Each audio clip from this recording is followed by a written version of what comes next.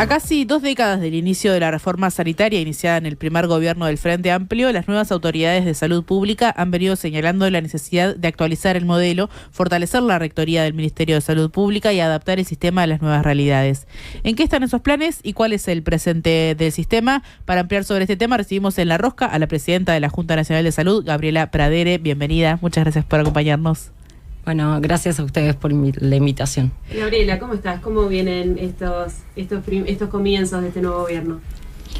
Bueno, intensos, ¿verdad? Con mucho trabajo, con muchas expectativas. Creo que por un lado eso es algo positivo. Creo que hay un inicio, en el caso del ministerio, un conjunto de gente nueva, con muchas ganas. Hay muchas expectativas de parte de los nuevos equipos y también desde la gente, ¿no? O sea, entramos en una etapa donde hay mucha expectativa de parte de la gente y eso se nota la ansiedad y también las ganas de trabajar. Sos economista e integraste además el equipo técnico del Ministerio de Salud Pública que estuvo por el 2005 en el diseño de este programa. ¿Qué te acordás de todo ese proceso? Porque en realidad también en ese momento había mucha expectativa sobre el tema. Sí, yo entré en el año 2005 al Ministerio para el diseño de la reforma. En aquel momento también habían muchas expectativas y un poco también ahora es la mirada, estamos casi a 20 años, dentro de un par de años van a ser los 20 años de esta reforma y yo creo que bueno, el haber podido transitar durante todos estos años permite primero en aquel momento todo el tema del diseño, las expectativas y bueno, si eso iba a funcionar, ¿no? Porque era algo bien novedoso para el país. Yo creo que ahora nos permite plantarnos en un lugar de decir, bueno, creo que hay cosas que efectivamente funcionaron como las pensamos y después tenemos nuevos desafíos para un sector que obviamente es dinámico y cambiante. ¿Y cuáles son esos nuevos desafíos? Bueno, creo que una de las principales cosas que pasa en el sector salud y en otros sectores es que en la medida que avanzamos en derechos, también avanzamos en expectativas y en reclamos de esos derechos y eso es algo saludable, ¿no? Y creo que pasa un poco por ahí, o sea, el sistema en el 2005 teníamos bajos niveles de cobertura, teníamos bastantes problemas de acceso, en muchas de esas cosas avanzamos bastante. Y si se quiere, capaz que el desafío ahora es ver cómo profundizamos en algunos aspectos vinculados propiamente al acceso, como pueden ser tiempos de espera o algunos de los problemas que más plantea la población, y también en cómo fortalecemos esa rectoría que estuvo diseñada con determinada gobernanza desde el inicio, y creo que a 20 años es necesario evaluar cómo esa Junta Nacional de Salud o cómo esa gobernanza que se diseñó efectivamente funcionó y en qué aspectos es necesario mejorar y profundizar. ¿Y cómo está ahora el Sistema Nacional de Salud? Bueno, el Sistema Nacional de Salud en su conjunto. Sí, ¿cómo está? ¿Cómo es la Sistema Nacional Integrado de Salud? ¿Cómo es que está? Bueno, el sistema es un sistema que es un sistema, a ver, es un modelo que es visto, si se quiere, desde el exterior con buenos ojos, tiene un montón de beneficios en relación a otros países, tenemos niveles de cobertura ejemplares para el resto de América, tenemos acceso a prestaciones, a recursos humanos calificados como pocos países de la región. Y lo que sí tenemos algunos desafíos, sobre todo en materia territorial o en algunas cuestiones más vinculadas a la distribución dentro del país. Creo que pasa por ahí, los prestadores, digo porque el sistema es como muy amplio en términos de, bueno, es un sistema que tiene múltiples prestadores y que da múltiples coberturas a la población, a diferencia de otros países tenemos prestaciones integrales. La gente en general tiene acceso, todo el mundo en este país tiene acceso a la salud, en algunos sectores o en algunos casos con mayores dificultades que otras, y eso es cierto, y es una realidad sobre la que tenemos que trabajar. ¿Y cuáles fueron los principales problemas que encontraste en el sistema? Yo sé que es muy amplio, pero sí, los principales problemas, las cosas que más te choquearon al momento de ingresar, que más los hayas concebido como problemas y como situaciones que necesitas abordar ya. Bueno, desde el área que a mí me toca, si se quiere gestionar en el ministerio, tenemos dos grandes desafíos.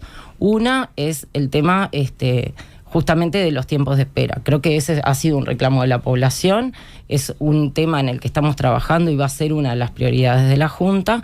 Y después el tema de la distribución territorial de los recursos humanos. Creo que tenemos algunos problemas de acceso a algunas especialidades en algunos lugares del país, y sobre eso es algo que tenemos que trabajar. Nuestro país es el país que tiene más médicos por habitante de América Latina, después de Cuba, creo, y no puede ser que tengamos algunas zonas donde todavía tengamos problemas de acceso a algunas consultas o algunas especialidades. ¿El sistema estaba sano, por decirlo de alguna manera, o ya mostraba algunas luces de alerta? Bueno, en términos porque en general, desde la perspectiva de la Junta, lo que se ve muchas veces es si el sistema de financiamiento, ese FONASA, la salud, si se quiere, de los prestadores de salud, ¿no? O sea, cuáles eran los problemas o si las instituciones presentaban o no dificultades. El sistema creo que es un sistema que ha funcionado, o sea, la reforma que se instaló en el 2005 efectivamente funcionó para darle estabilidad al sistema. Nosotros en el 2005, cuando se diseñaba la reforma, veníamos de una gran crisis donde habían cerrado un montón de instituciones, y efectivamente el cambio en el método de financiamiento le brindó un mayor respaldo a los prestadores. Después tenemos algunas situaciones críticas que son de público conocimiento, sobre las que podemos conversar, pero que son casos puntuales que no hacen, si se quiere, a la reforma en su conjunto o al esquema global de financiamiento del sistema. Claro. ¿Y cuáles son esos casos puntuales? Bueno, tenemos los dos casos sobre los que nosotros tuvimos que trabajar de manera inmediata cuando asumimos en marzo, fueron los casos del CASMU y de Casa de Galicia. CASMU, como ustedes saben, es una institución que estaba intervenida desde la administración pasada, y nosotros estamos manteniendo esa intervención, que la agarramos a mitad de camino porque la intervención era por un año y vence en julio. Y la otra es la situación de CUDAM, que es bien distinta a la situación del CASMU, porque es una empresa más pequeña, porque además tiene una situación económico-financiera diferente, no tiene grandes dificultades ni grandes deudas, pero sí tiene algunos problemas de disminución de afiliados y demás que fue necesario atender de manera urgente, y son cosas sobre las que hemos trabajado desde que asumimos de manera permanente, tanto con las empresas como con los trabajadores. ¿Y cuánto impactó en su momento la pandemia en el sistema en sí?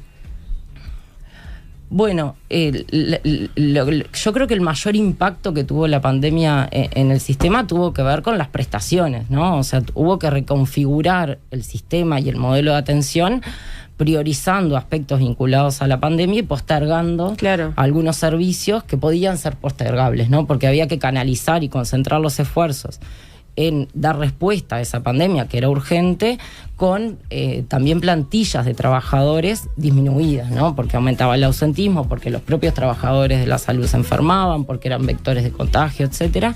Entonces creo que por ahí fue el mayor impacto.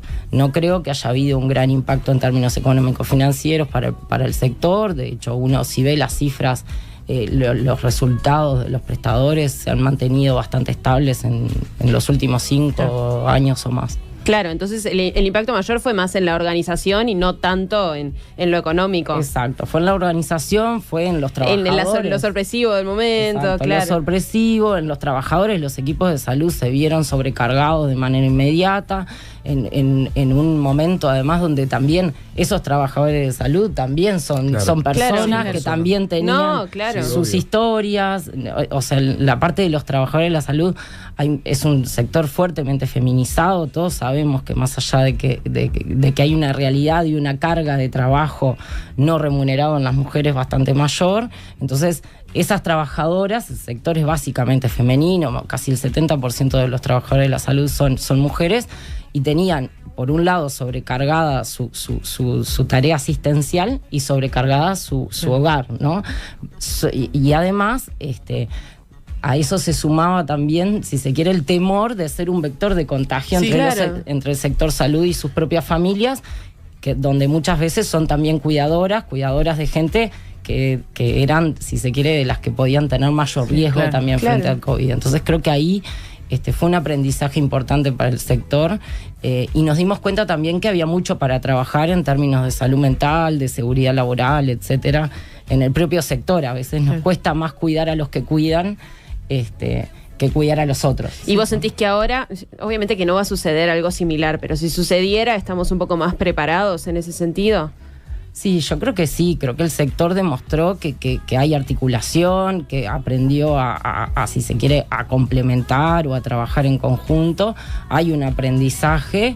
Pero bueno, siempre estas cuestiones que caen no avisan, de manera... Claro. Exacto, o sea, siempre está la... No, y las cosas que se tienen que posponer en función de solucionar esto que está sucediendo en este momento y que sucede tan sorpresivamente. Ahora se están pudiendo encargar de las cosas que pospusieron por la pandemia, quizás. Sí, yo creo que ya pasaron varios años, hubo un primer momento de si se quiere, de congestión de los servicios, la gente en la parte de cirugías coordinadas y demás, pero hubo un esfuerzo por parte de los prestadores de empezar a bajar, si se quiere, esas cuestiones que habían sido postergadas, y yo creo que ahora estamos en un momento de estabilidad del sector donde ya no se identifican consecuencias de la pandemia en términos del acceso a los servicios. ¿Y cómo fue el manejo del gobierno anterior del Sistema Integrado de Salud? ¿Dejaron alguna fortaleza aprovechable o más bien problemas para resolver? Bueno, ahí yo creo que en algunas cuestiones... En el sector salud, como cualquiera de los sectores, pero en el sector salud en el que yo trabajo, es un sector bastante dinámico en términos tecnológicos, en términos de prestaciones y demás, y muchas veces el no hacer es en parte retroceder, ¿no? Entonces yo creo que hubo un estancamiento, probablemente no haya sido exclusivo de los últimos 5 años, algunas cosas vienen incluso de antes, entonces yo creo que el gran desafío es ver cómo volvemos a dinamizar en términos de tecnología, en términos de sistemas de información. Y yo creo que también hubo, sí, capaz que un debilitamiento, que también podemos decir que venía de un poco antes, de los organismos de participación y de los espacios. Se debilitó bastante la JUNASA, pero es un proceso que capaz que empezó un poco antes, pero creo que hay que volver nuestro sistema, la reforma esa de la que hablábamos, uno de los principales cambios también que tuvo fue el hecho de construir espacios de participación dentro de su esquema de gobernanza, y ahí es donde ahora es uno de los principales desafíos. ¿Cómo hacemos para volver a poner o para volver a dar vida a esos espacios de participación y que cumplan un rol preponderante en el sistema? ¿Y tienen objetivos concretos definidos? Bueno, nosotros estamos trabajando en la planificación desde el primer día.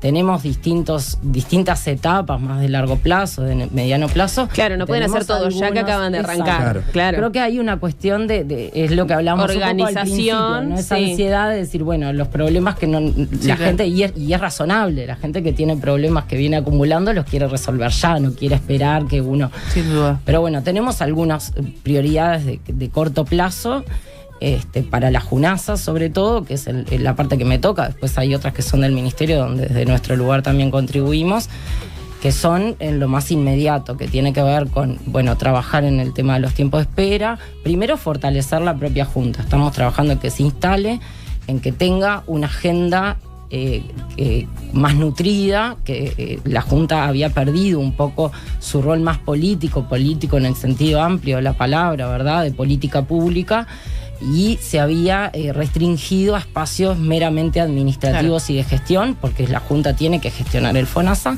pero había perdido un poco su rol en la parte más de política pública, y nuestro gran desafío es volverla a poner en ese escenario, y en eso ya venimos trabajando. Hemos tenido reunión con las empresas que forman parte de la JUNASA, con los trabajadores, médicos y no médicos, y también con los usuarios, para tratar de acordar una agenda que busque atender a los principales problemas del sector. Claro. La reforma de la salud está cumpliendo 20 años. ¿Qué margen hay para una segunda reforma? Yo creo que no está planteada una segunda reforma. Yo creo que lo que sí hay es, y eso podemos volver a la pandemia que ustedes planteaban, creo que el sistema demostró que era un sistema robusto, que es un sistema estable, que da garantías, que es perfectible. Entonces yo no hablaría de una nueva reforma. Tampoco uno puede reformar un sistema de salud cada 20 años, ¿no? Porque son reformas de largo plazo. Y además demostró ser una política de Estado, porque tampoco cuando cambió la administración se desanduvo ese camino, ¿no? No se eliminó la JUNASA, no se eliminó el Sistema Nacional Integrado de Salud, que tampoco se votó de manera unánime, pero tampoco se echó para atrás, y demostró también que bancó la reforma, ¿no? Entonces yo creo que no está planteado una segunda reforma. Sí está planteado trabajar mejorar sobre la que ya hay, fortalecerla y mejorar en aquellos aspectos que es necesario mejorar. Claro. ¿Y cómo viene la posible incorporación del Hospital de Clínicas a todo esto? Bueno, en eso se está trabajando, hay una comisión. Nosotros tenemos prestadores que siguen estando por fuera, en realidad, de lo que es el FONASA, no del Sistema Nacional de Salud, pero sí están por fuera del seguro, si se quiere, del FONASA, y ahí hay como diferentes niveles. El tema del Hospital de Clínicas o la complejidad es que es un prestador que no tiene población propia, ¿no? O sea, cuando uno habla de ACE o del CASMU o de cualquier institución, del SEM, el SEM justo no, de COSEM quise decir, o cualquier prestador, tiene su propia población afiliada. En el caso del Hospital de Clínicas no es un prestador en sí mismo con una población propia, sino que atiende a la población de otros prestadores. Entonces hay que buscar un diseño en el que se pueda incorporar desde otro lugar, ¿sí? Entonces probablemente no sea integrando el FONASA como prestador, pero sí en una red de prestadores donde brinde algunos servicios, que es lo que ya hace, ¿verdad? Claro. Pero que reciba financiamiento por algunas prestaciones que da para el resto de los prestadores que sí son integrales y tienen población propia y dan cobertura. Y con respecto a la figura de las comisiones de usuarios y trabajadores de las instituciones, ¿qué evaluación se hace de la participación social en las instituciones? Bueno, como les decía, el sistema tiene distintos niveles de participación. La participación va desde la propia JUNASA, donde ahí están sentados los usuarios con sus representantes. ACE tiene un directorio que está integrado por los usuarios, después están los consejos consultivos de los prestadores y tenemos después otros espacios de participación que son a nivel departamental. Nosotros le llamamos coloquialmente las JUDESAS, pero en realidad tiene un nombre, son consejos, administradores, bueno, no importa el nombre, y después las juntas locales. En lo que tiene que ver con los usuarios ha sido, si se quiere, la parte más compleja de integración de la participación social, porque tanto los trabajadores como las empresas ya venían organizadas desde antes de la reforma, ¿no? Tenemos una trayectoria histórica de organización sindical, ¿no? Entonces el usuario como tal, porque además todos somos usuarios, es como al principio era un poco como una entelequia, ¿no? Entonces el tema está en cómo desde el gobierno se contribuye para que los usuarios, las organizaciones de usuarios se fortalezcan, se unifiquen, tengan una mirada sistémica, ¿no? Porque hay una tendencia a veces a la organización por patologías, ¿no? Entonces yo me sumo cuando tengo un problema en común. Es lo más fácil. Sí. También es lo más fácil en la parte sindical, ¿no? O sea, siempre que tenemos como un problema en común o un enemigo en común, es más fácil juntarnos que ¿no? Entonces, ahora, en lo inmediato desde la Junta, lo que se hizo en esta oportunidad es convocar al Frente Social de Salud, que ahí hay varias organizaciones de usuarios, nosotros las recibimos el otro día, tuvimos la primera reunión con ellos, ya se había reunido, en realidad la primera reunión la tuvo la ministra, y vamos a ir por ese lado. La idea es fortalecerlo, es ver qué herramientas tenemos desde el gobierno para poder fortalecer ese tipo de instancias y que puedan tener una participación. Claro, que haya más participación. Exacto. Claro. Y ahí tiene que ver con recursos económicos, con información, que la información fluya. Digo, uno de los aspectos claves, yo creo que tiene que ver con eso, con que la información tenga un uso democrático, y eso me parece que hace a la calidad de los espacios de participación, si todos tenemos la información con la que construir nuestra posición en los espacios de participación. Sin dudas. ¿Y el acceso a los medicamentos es una preocupación para la JUNASA? Bueno, estrictamente desde ahí hay distintas partes, ¿no? O sea, hay una parte de medicamentos que tiene que ver más con la parte de la Dirección General de la Salud. Sí. Desde la parte nuestra hay dos grandes temas a abordar en estos 5 años. Una es el sistema, cuando los prestadores que integran el sistema asumen el compromiso de prestar un conjunto, un listado taxativo de prestaciones y un listado taxativo de medicamentos. Esos listados han quedado, la palabra no es obsoleto, pero le falta actualizar, claro. ¿no? Entonces hay medicamentos que son importantes que están por fuera de ese listado taxativo y eso tiene un impacto en el acceso.